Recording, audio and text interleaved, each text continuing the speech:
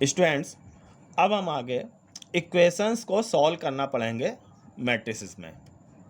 तो equation solve करने के भी दो मेथड हैं, एक मैट्रिक्स मेथड है और एक क्रैमर मेथड है। तो ये जो मेथड अभी हम आपको पढ़ा रहे हैं ये मैट्रिक्स मेथड कहलाता है। लिखा है यहाँ पर देखिए, solve the equations bye matrix method. और ये तीन इक्वेशंस हमको यहाँ पर दी गई हैं, एक्स वाई जेड में देखिए, या यहाँ पर तीन इक्वेशंस दी गई हैं, इनको हमें मैट्रिक्स मेथड से सॉल्व करना है। मेथड शुरू करते हैं। सबसे पहले हम यहाँ पर तीन मैट्रिक्स बनाएंगे।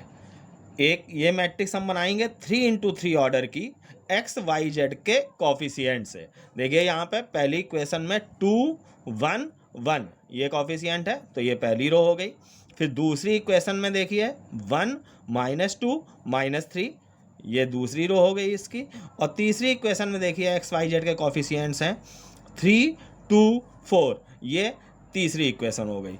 तो इस तरह से एक पहली मैट्रिक्स ये 3×3 ऑर्डर की बनाई जाएगी एक्स वाई जेड के कॉफिशिएंट से, इनटू दूसरी यहाँ पर ये मैट्रिक्स बनाई गई है 3×1 ऑर्डर की है। देखिए इसकी 3×1 ऑर्डर की है, ये इन वेरिएबल्स से लेके बनाई जाएगी। जैसे एक्स वाई जेड में इक्वेशन है तो यहाँ पे हम एक्स वाई जेड लेंगे। अगर यही इक्वेशन ए बी सी में है तो यहाँ पर ए बी सी लिया जाएगा, स्मॉल ए बी सी लिया जाएगा। तो ये दूसरी मैट्रिक्स जो है 3×1 ऑर्डर की, ये हम बनाएंगे वेरिएबल से। और तीसरी मैट्रिक्स इक्वल टू करके जो ये हमने बनाई है 3×1 ऑर्डर की है, ये इधर ये इक्वेशंस में राइट साइड में जो कांस्टेंट जो नंबर्स होंगे इनको लेके ये मैट्रिक्स बनाई जाएगी। तो इस तरीके से यहाँ पर ये हम तीन मैट्रिक्स बना लेंगे। इधर LHS में ये दोनों मैट्रिक्स मल्टीप्लाई में है, इक्वल टू RHS में एक मैट्रिक्स है। अब ये जो हमारी कॉफिशिएंट्स वाली मैट्रिक्स है इसको हम मान लेते हैं कि ये कैपिटल ए है। वेरिएबल वाली जो मैट्रिक्स है इसको हम मान लेते हैं कि x है, ये कैपिटल X। और इधर ये जो कांस्टेंट की वैल्यूज लेके ये जो मैट्रिक्स बनाई गई है इसको हम मान लेते हैं कि ये कैपिटल B है। तो AX = B, इस रिप्रेजेंटेशन को हम यहाँ पर AX = B इस तरीके से लिख सकते हैं। अब हमको वैल्यू निकालनी है इस कैपिटल X की, मतलब यहाँ इन स्मॉल एक्स वाई जेड की वैल्यू निकालनी है। सॉल्व करने का मतलब है कि स्मॉल एक्स वाई जेड की वैल्यू निकाली है, तो इसको हमने शो किया है कैपिटल X से। तो capital X = A inverse B हो जाएगा। A इधर गया, इस तरह से ये capital X = A inverse B आ गया। तो अब हमको ये कैपिटल X चाहिए है। कैपिटल X मीन्स कि स्मॉल एक्स वाई जेड की वैल्यू चाहिए, जिसको कि हमने यहाँ पर कैपिटल X से शो किया है। तो ये कैपिटल X हम देखते हैं कि A इनवर्स × B के बराबर आया है। इसका मतलब है कि अब हमको A इनवर्स निकालने की वर्किंग स्टार्ट करनी पड़ेगी।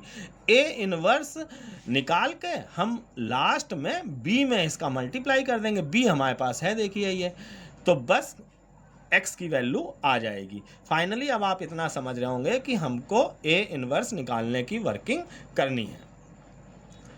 अब A इनवर्स वर्किंग हम शुरू करते हैं। तो हमें फार्मूला मालूम है, A इनवर्स जो होता है वो adjoint A upon determinant A होता है। तो हमने यहाँ पर अब डिटर्मिनेंट A बना ली, इस मैट्रिक्स जो भी है इसकी डिटर्मिनेंट बना ली, ये डिटर्मिनेंट बन गई। और डिटर्मिनेंट की वैल्यू हमने सॉल्व करके निकाल ली, -9 आ गई। ये सब आपको पीछे पिछली एक्सरसाइज में आ चुका होगा, तो यहाँ पर मैंने ये डायरेक्ट इन चीज़ों को शो किया है। तो ये डिटर्मिनेंट की वैल्यू आ गई -9। अब A inverse = adjoint A upon determinant A होता है। तो एडजॉइंट की वर्किंग करेंगे। एडजॉइंट के लिए हमें यहाँ पे 9 कोफैक्टर निकालने पड़ेंगे। तो ये देखिए इतने पूरे उसमें मैंने ये 9 कोफैक्टर डायरेक्ट लिख दिए हैं, क्योंकि ये अब आपको अच्छे से आ चुका होगा इनवर्स और एडजॉइंट निकालना। तो वो मैंने यहाँ पर डायरेक्ट शो किया है, A11 A12 A13 A21 A22 A23, इस तरह से A31 A32 A33। तो ये 9 कोफैक्टर हमने निकाल लिए। ये आपको पूरा शो करके दिखाने हैं, जैसे इन्वर्स और एडजॉइंट निकालने में आप शो करते हैं वैसे यहाँ पर भी पूरा शो करेंगे। ये चीज़ आपको आ चुकी है अच्छे से, इसलिए मैंने यहाँ पर डायरेक्ट कर दी है। अब इनसे हम एक मैट्रिक्स बनाएंगे। तो पीछे अभी जब हम करते थे तो बी से शो करते थे, वो जो मैट्रिक्स बनाते थे जिसका कि हमें ट्रांसपोज लेना होता था, लेकिन बी मैट्रिक्स हम यहाँ ले चुके हैं तो इसको हम यहाँ पर सी से शो करेंगे, और ये जो एडजॉइंट ए जो बी डैश होता था वो यहाँ पर सी डैश हो जाएगा। तो देखिए यहाँ पर ये हमारी मैट्रिक्स सी आई है, इसकी ट्रांसपोज मैट्रिक्स हमने ले ली, तो इस तरीके से ये हमारी सी डैश लेने पर एडजॉइंट ए आ गया। एडजॉइंट ए आ गया ये सी डैश, जो सी हमको कोफैक्टर से हमारी जो मैट्रिक्स बनी थी उसका हमने एडजॉइंट लिया, adjoint A equal to C dash मतलब ट्रांसपोज लिया। देखिए ये पहली रो को हमने पहला कॉलम बना दिया, दूसरी रो को दूसरा कॉलम बना दिया, और ये तीसरी रो को तीसरा कॉलम बना दिया। इस तरीके से ये सी डैश निकालने पे हमको एडजॉइंट ए मिल गया। तो एडजॉइंट ए आ गया है हमारे पास। ये डिटर्मिनेंट ए की वैल्यू ऊपर हमने निकाल ली है -9। अब हम फार्मूला यूज़ करेंगे A inverse equal to adjoint A upon determinant ए।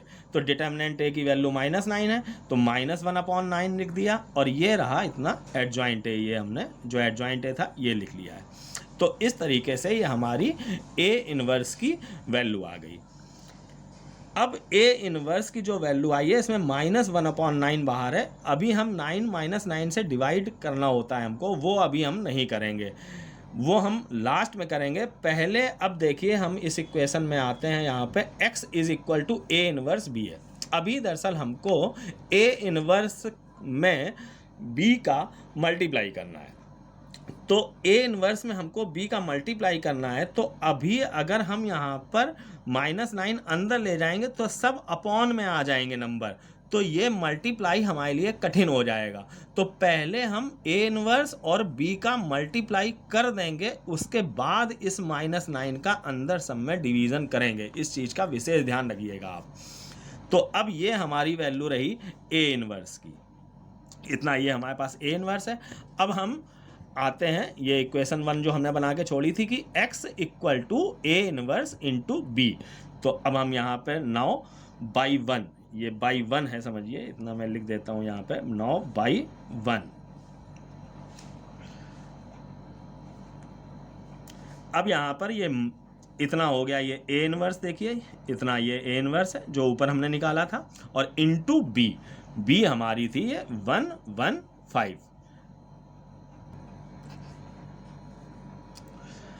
अब हम आते हैं x इक्वल टू -1/9, और ये हमारा आ गया a इनवर्स इंटू बी, इसका मल्टीप्लाई करके हम ये ले आए a इनवर्स, और b का जब मल्टीप्लाई करेंगे तो इतना आ जाएगा, मल्टीप्लिकेशन इसमें हम यूज़ करेंगे ये। अब इस कैपिटल X को हम लिख देते हैं स्मॉल x y z, और ये -1/9 रहा। अंदर ये हमको जो ऐड करना होता है वो ऐड करके विद साइन इतना आ जाएगा ये। अब इसके बाद हम इस -9 का सब में डिवीज़न करेंगे, तो इसमें जब हम -9 से डिवाइड करेंगे तो ये 1 आ जाएगा, 27 में -9 से डिवाइड करेंगे तो -3 आ जाएगा, और -18 में -9 से डिवाइड करेंगे तो ये 2 आ जाएगा। तो इस तरीके से ये हमारी एक मैट्रिक्स है XYZ इक्वल टू, ये एक मैट्रिक्स है 1 -3 2।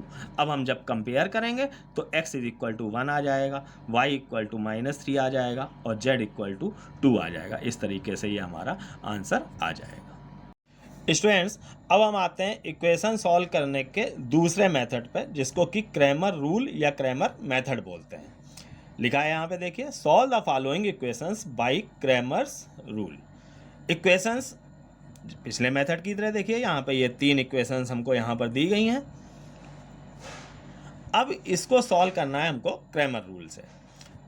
करेंगे क्या, यहाँ पर इस मेथड में हम 4 डिटर्मिनेंट बनाएंगे। अब वो 4 डिटर्मिनेंट कैसे बनाई जाएंगी इसको आप बहुत ढंग से समझिएगा। पहली डिटर्मिनेंट ये D से शो की गई है, दूसरी D1 से, तीसरी D2 से, और चौथी D3 से। तो पहली डिटर्मिनेंट जो D बनाई गई है वो x y z के कॉफिशिएंट्स को लेके बनाई गई है। देखिए पहली इक्वेशन में 1 1 1 कॉफिशिएंट होगा x y z का, तो ये पहली रो आ गई। दूसरी रो में 1 -1 1, ये आ गई दूसरी रो। तीसरी रो में कॉफिशिएंट जो देखेंगे हम तो 3 2 -4 हैं, ये आ गई तीसरी रो। तो पहली डिटर्मिनेंट जो हम बनाएंगे वो एक्स वाई जेड के कोफिशिएंट से बनाएंगे। ऐसे ही यहाँ पे 4 डिटर्मिनेंट बननी है, चारों को सॉल्व करके उनकी वैल्यू निकालनी है। पहली डिटर्मिनेंट जो डी बनी है इसकी वैल्यू देखिए हमने ये निकाल के दिखाई है। यहाँ पर पहली रो के 3 एलिमेंट हैं, इन तीनों में हमने इनके कोफैक्टर से मल्टीप्लाई करके सॉल्व किया है। डिटर्मिनेंट की वैल्यू निकालनी आपको अब तक बहुत अच्छे तरीके से आ चुकी होगी। तो पहली जो डिटर्मिनेंट है उसकी वैल्यू ये हमने निकाल के दिखाई है, ये आ गई 14। अब हम दूसरी, तीसरी और चौथी 3 डिटर्मिनेंट और बनाएंगे, तो वो इसी डिटर्मिनेंट डी की हेल्प से बनेगी। इसी डी से ही अब हम कैसे बनाएंगे ये बहुत ढंग से आप समझिएगा। जब हमें D1 बनानी होगी तो इसका D का पहला कॉलम हम हटा देंगे, और जब ये D2 बनानी होगी तो इस D का हम दूसरा कॉलम हटा देंगे, और जब ये D3 बनानी होगी तो इस D का हम तीसरा कॉलम हटा देंगे। अब जब हम ये कॉलम हटाएंगे तो उनकी जगह ये जो इधर कांस्टेंट दिए गए हैं ये नंबर ले आएंगे 6, 2, -5। एक बार फिर से देखिएगा कि D1 हमको बनानी है, तो D1 के लिए इस D का पहला कॉलम हम हटाएंगे, इसकी जगह हम ले आएंगे ये 6, 5, 6, 2, -5। देखिए ये 1, 1, 3 पहला कॉलम ये हम हटा के क्या ले आए 6, 2, -5, ये वाले नंबर्स जो हैं ये ले आए। इसके बाद ये दूसरा और तीसरा कॉलम यही रहेगा। देखिए आप, दूसरा और तीसरा कॉलम वही रहेगा जो D का है। मीन्स कि केवल पहला कॉलम हम हटाएंगे D1 के लिए। तो इस तरीके से ये D1 आ गई। अब अगर हमें D2 निकालनी है तो D2 के लिए इस D से हम दूसरा कॉलम हटाएंगे, पहला और तीसरा यही रहेगा। D2 के लिए दूसरा कॉलम हटाएंगे, उसकी जगह ये 6, 2, -5 ले आएंगे। देखिएगा इसमें क्या चेंजिंग हुई है D2 में, 6, 2, -5 आ गया है दूसरे कॉलम की जगह। बाकी देखिए पहला और तीसरा कॉलम वही रखा है, पहला और तीसरा कॉलम वही है जो D का है। मीन्स कि हमको D2 चाहिए तो दूसरा कॉलम हटाएंगे, और D3 चाहिए तो तीसरा कॉलम हटाएंगे, और ये वर्किंग हम बार बार किस में करेंगे, D मैट्रिक्स में करेंगे, D डिटर्मिनेंट में करेंगे। तो यहाँ पर इस तरह से ये D2 आ जाएगी। अब हम आते हैं D3, तो D3 के लिए अब हम इसी D में क्या चेंजिंग करेंगे कि इसको हटा देंगे, थर्ड कॉलम को हम हटा देंगे। थर्ड कॉलम 1, 1, -4 जो है इसको हटा के हम 6, 2, -5 ले आएंगे, ये आ गया। बाकी पहला और दूसरा कॉलम वही रखेंगे जो D का है। तो इस तरीके से ये D1, D2 और D3 डिटर्मिनेंट आएंगी। आप समझ गए होंगे। D1 मीन्स कि पहला कॉलम हमें हटा देना है D का, D2 मीन्स कि दूसरा कॉलम हमको हटा देना है D का, और D3 मीन्स कि तीसरा कॉलम हमको D का हटा के इधर ये जो कांस्टेंट वाले नंबर्स हैं ये ले आने हैं, और बाकी जो 2 कॉलम हमने नहीं हटाए हैं वो वही के वही रखने हैं जो D के हैं। तो इस तरीके से D1, D2 और D3 ये 3 डिटर्मिनेंट आ गई। अब इनको सॉल्व करना है। जैसे मैंने यहाँ पे ये D को सॉल्व किया था, ये 3 लाइन का काम होता है, ये मैंने इनकी वैल्यूज़ यहाँ पर डायरेक्ट लिख दी है, ये आप आराम से सॉल्व कर लेंगे। तो इस तरीके से अब हमको D की वैल्यू मिल गई, D1 की भी आ गई सॉल्व करने पे, D2 की भी आ गई और D3 की भी आ गई। अब X, Y और Z की वैल्यू निकालने के लिए डायरेक्ट फार्मूले दिए गए हैं। X = D1/D, Y = D2/D और Z = D3/D। बस हम इन फार्मूलों में D1, D2 और D3 सबकी वैल्यू रखेंगे और वैल्यूज़ आ जाएंगी। तो देखिए x = D1/D, D1 की वैल्यू ये 14 है और D की वैल्यू भी 14 है, तो 14/14 x की वैल्यू 1 आ गई। y = D2/D, D2 की वैल्यू देखिए ये 28 है, D की वैल्यू ये 14 है, तो 28/14 y की वैल्यू 2 आ गई। अब D3 Z = D3/D, तो D3 की वैल्यू देखिए ये 42 आई है, D की वैल्यू 14, तो 42/14 3 आ गई। इस तरीके से ये X, Y, Z की वैल्यू 1, 2 और 3 आ गई। इस तरीके से हम आंसर दे